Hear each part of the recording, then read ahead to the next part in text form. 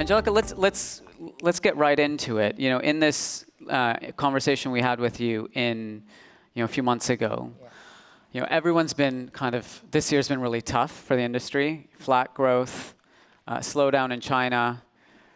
But you said as you looked ahead to next year, you were cautiously optimistic. Tell me why. Well, I'm not an economist, so I didn't look at any figures. I mean, my view was based on my gut feeling and how I feel by just living in China.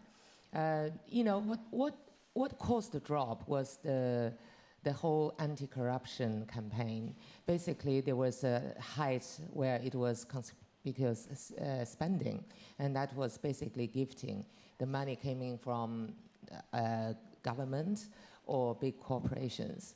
So when that was cut down and then the real spending came here, so you feel there's a huge drop. But that huge drop is actually, that part was artificial spending. So the actual consumption, I feel, organic consumption from real consumers has been growing. The reason being that, there's real wealth accumulating in China. People are getting more wealthy and people do have more cash to spend. And also in China, there's second tier, third tier, fourth tier cities. It's a big country. A lot of cities are still coming into this new wealth stage. So all in all, I feel it's a good thing that it took a couple of years, maybe longer, to adjust to the fact that actually for the brands to actually need to speak to real consumers. Because all these years, it was a lot of artificial work where the brands try to get the giftings. They open shops where the corporations or government department might go to get gifts for government or people in high positions. And now it sort of forces the brands themselves to also start to look into actually attracting real consumers and really starting to understand the market, understand consumers, understand different regions and the differences between the different regions. So combined, basically on both sides of the argument, from the consumption real power gaining and from the fact that the brands are targeting the consumers in a more realistic and pragmatic way, I feel that it will be growing generally, the business. And of course, there's the new consumers coming into the picture, the millennials. Well, that's what we really wanted to talk about in this session, because in my conversations with executives, and it came up kind of in a joking matter this morning about the millennials, right? Richard Dobbs from McKinsey was saying, why are you all obsessed with millennials? You should be focused on the aging population. But in China, there is this rapidly growing young consumer base that's increasingly difficult to reach.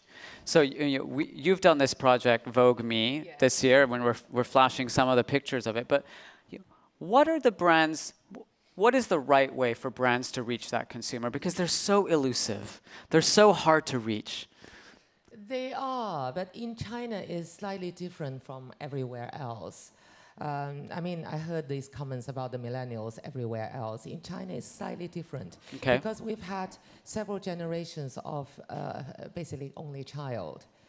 In China, this group of people, basically, they have a set of parents and two sets of grandparents, and the parents are already quite wealthy. So that's the golden child, right? Yeah. Yes, and basically, now this generation, they don't need to worry about properties because two sets of grandparents have properties everywhere. And then this one set of parents also have properties everywhere. And their schooling has been paid, and they can walk into a job quite easily. They don't have any mortgage. But basically, they are a group of people who never felt the need to save or to work hard to make some money in order to buy your own property or do whatever that our generation, people think we should do. They don't really. That's the difference between this generation when it comes to spending and consumption. It's different from the last one.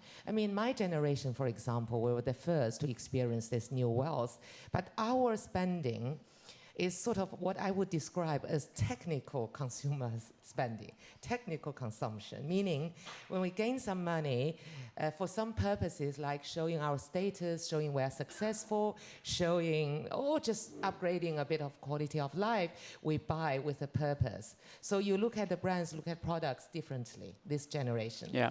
But that generation, the millennials, I would describe them as the real consumers, the sort of organic consumers, because they consume for the sake of consuming. And they just love things, they want to buy, they speak to them, they buy.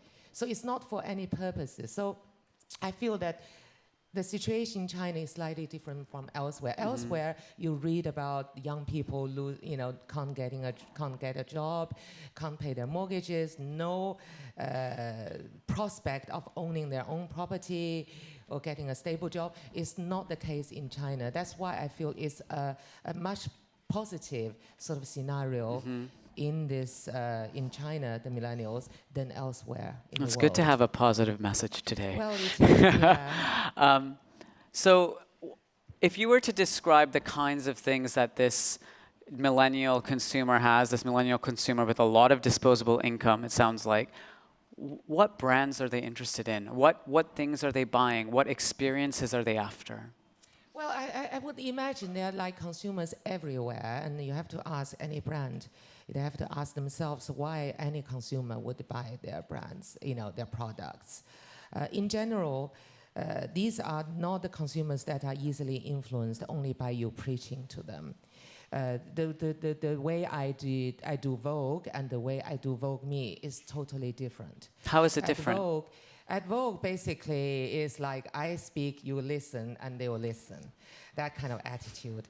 And then with Vogue Me is that you they speak and you listen? Well, they speak, I listen, yeah. and then I try to digest and then talk to them in a way that they can understand. I mean, in the office, I always reference my daughter Haley.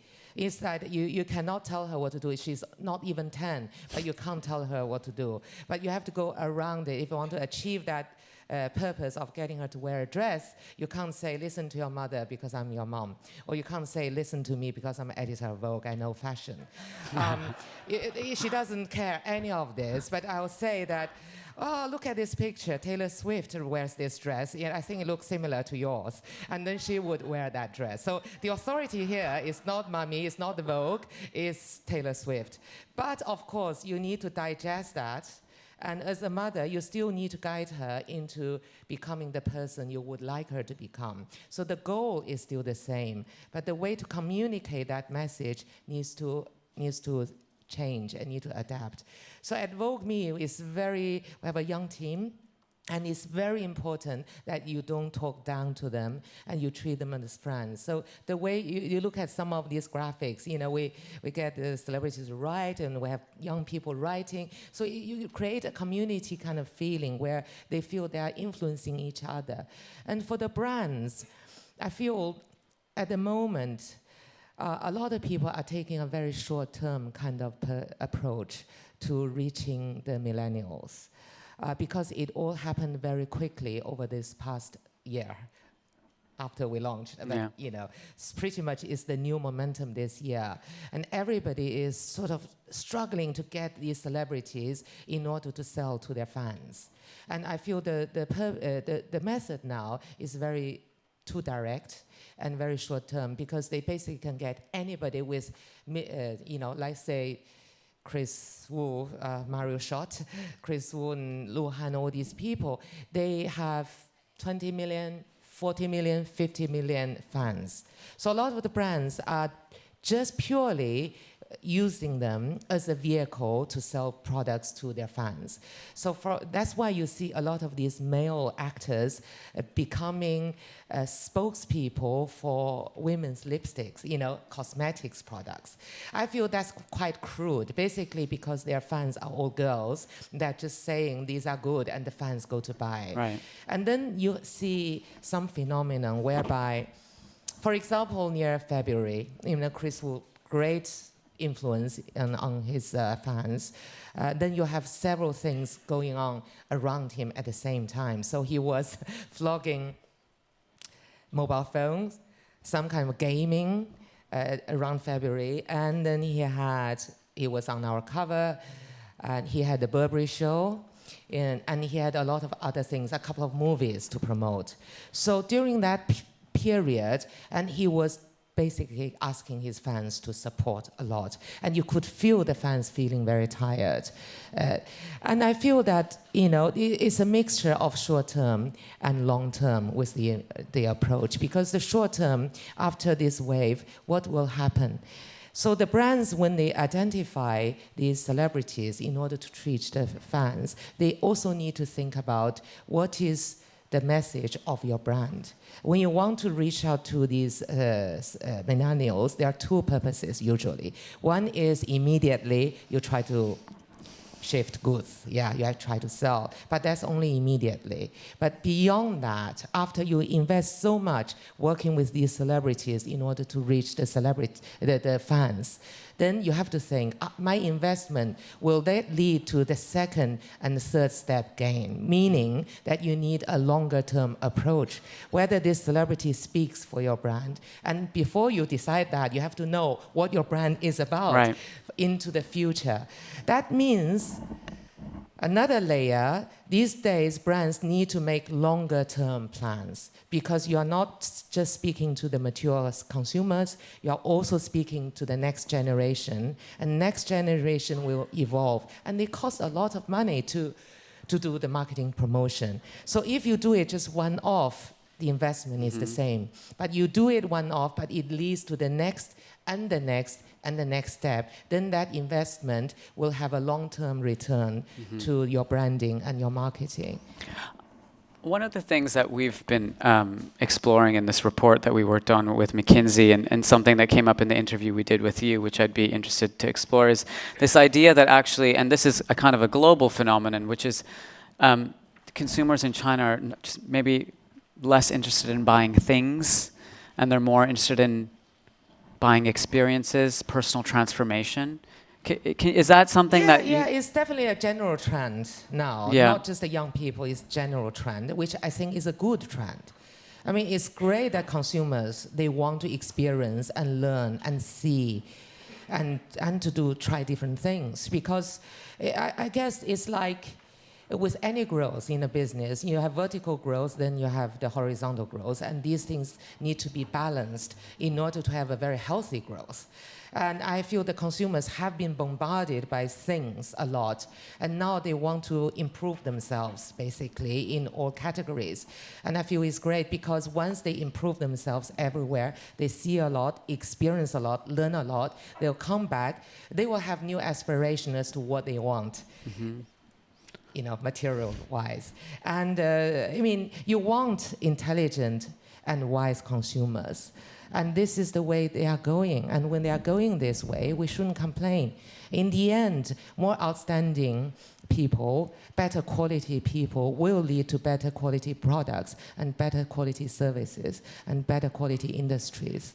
So generally, with that in mind, I still feel very positive about the industry in general, because a few years ago you were talking about Chinese consumers as basically new money peasants. They have money but no taste, and now they want to learn, they want to see, they want to become more sophisticated. And to me, that's a very, very positive thing to see, and also that makes me feel even more positive about the future of China as a market and as a country. Okay, thank you, Angelica.